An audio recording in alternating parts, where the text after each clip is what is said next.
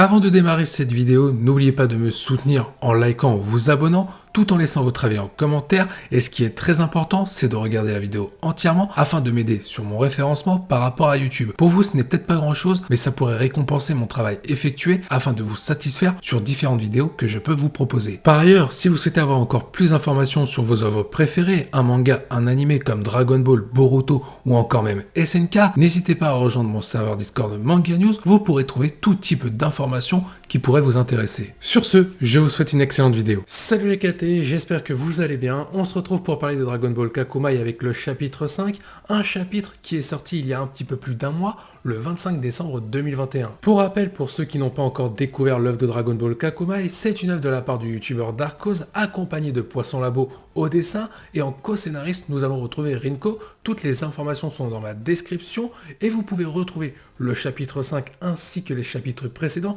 également dans la description avec le site Mangadraft, le lien s'y trouvera également. Bien sans plus attendre, il est temps de faire la review du chapitre 5 de Dragon Ball Kakumai qui mettait en avant principalement le prince Vegeta sur la planète Sadala dans l'univers 6.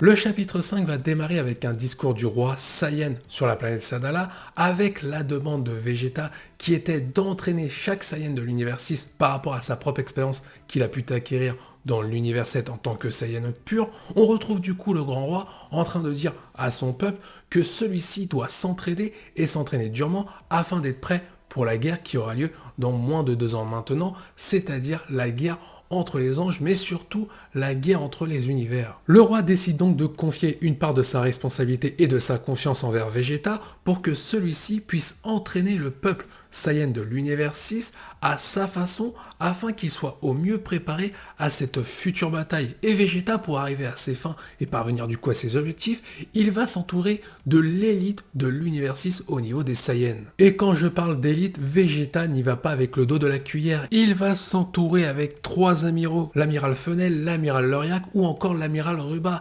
Tous les 3 ont un CV assez fou pour l'univers 6 au niveau du peuple Saiyan. Par exemple, dans ce chapitre 5, on sait que l'un des 3 amiraux, par rapport à son CV, est le plus puissant de la planète Saiyan. C'est très intéressant pour le niveau que représente cette fameuse planète dans l'univers 6. Maintenant, reste à savoir si le niveau est vraiment intéressant ou s'il est de bas échelle. Parce que forcément, si c'est de bas échelle, c'est très facile d'être le meilleur. Je veux dire, Vegeta peut être à des années-lumière de leur niveau. Donc reste à savoir si ça peut être intéressant pour Vegeta pour que lui-même puisse s'entraîner afin d'être prêt. Parce que c'est bien d'entraîner l'univers 6 et le peuple Saiyan, mais il faut que Vegeta soit prêt aussi à l'affrontement final. D'ailleurs, ce qui est plutôt intéressant dans ce chapitre, c'est qu'on voit un Vegeta qui va prendre le rôle à cœur de Sensei pour entraîner l'univers 6 et donc le peuple Saiyan.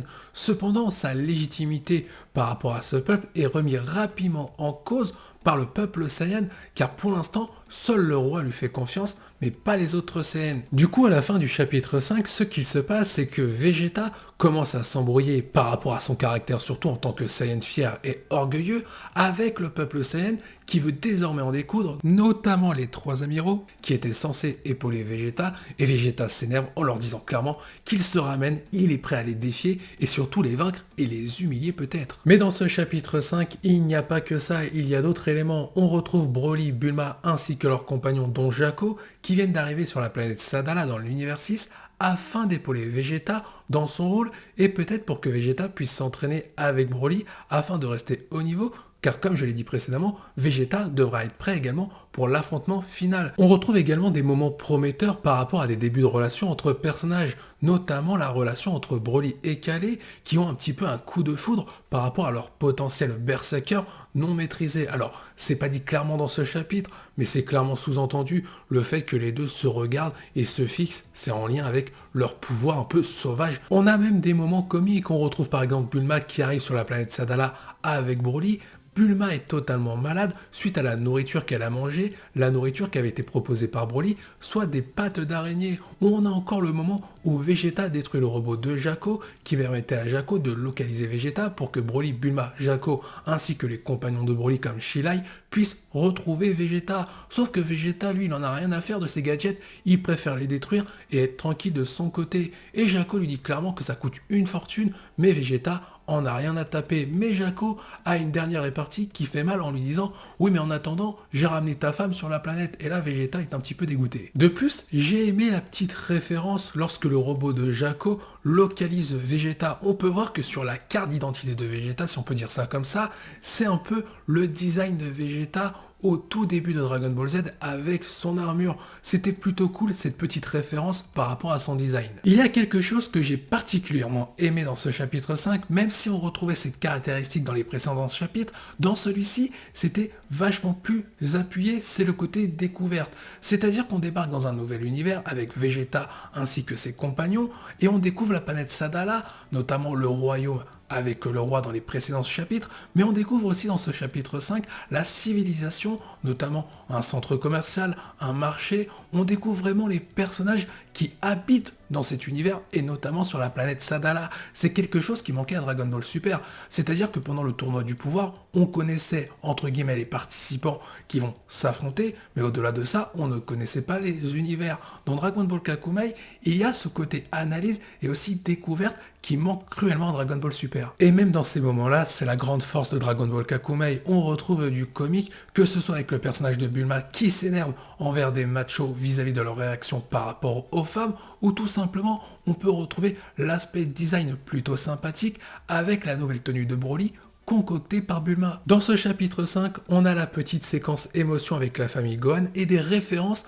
en rapport avec Piccolo, car Piccolo va demander à Videl, un peu au culot, s'il pouvait entraîner Pan malgré son jeune âge afin qu'elle puisse se battre pour la guerre qui va arriver. Mais Videl va dire clairement à Piccolo que c'est non. Piccolo va tenter de la rassurer, si on peut appeler ça rassurer, en disant qu'il a l'expérience, il a entraîné Gohan à 4 ans. Mais Videl va clairement lui claquer la porte au nez en lui disant que c'était une époque révolue désormais et il faut penser à l'avenir. Et aujourd'hui, on est sur une autre époque et Pan est beaucoup trop jeune.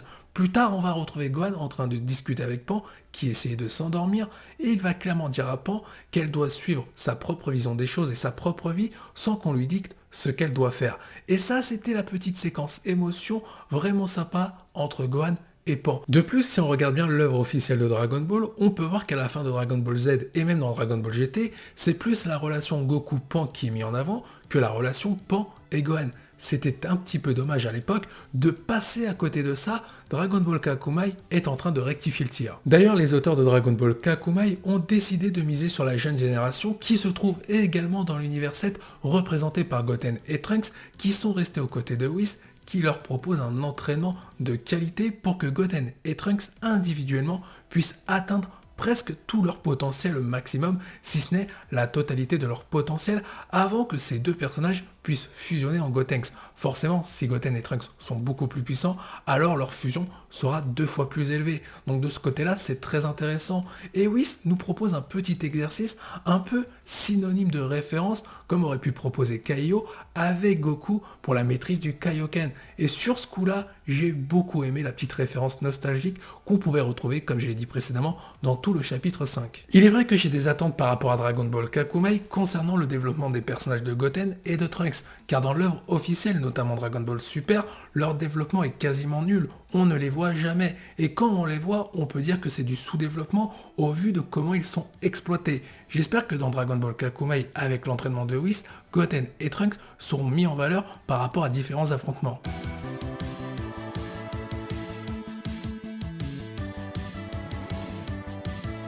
Cette review se termine ici, je vous invite à liker, à vous abonner, tout en allant découvrir Dragon Ball Kakumei dans ma description avec le site Manga Draft. Je vous dis à la prochaine, portez-vous bien et n'oubliez pas que la volonté de Kakumei soit avec vous.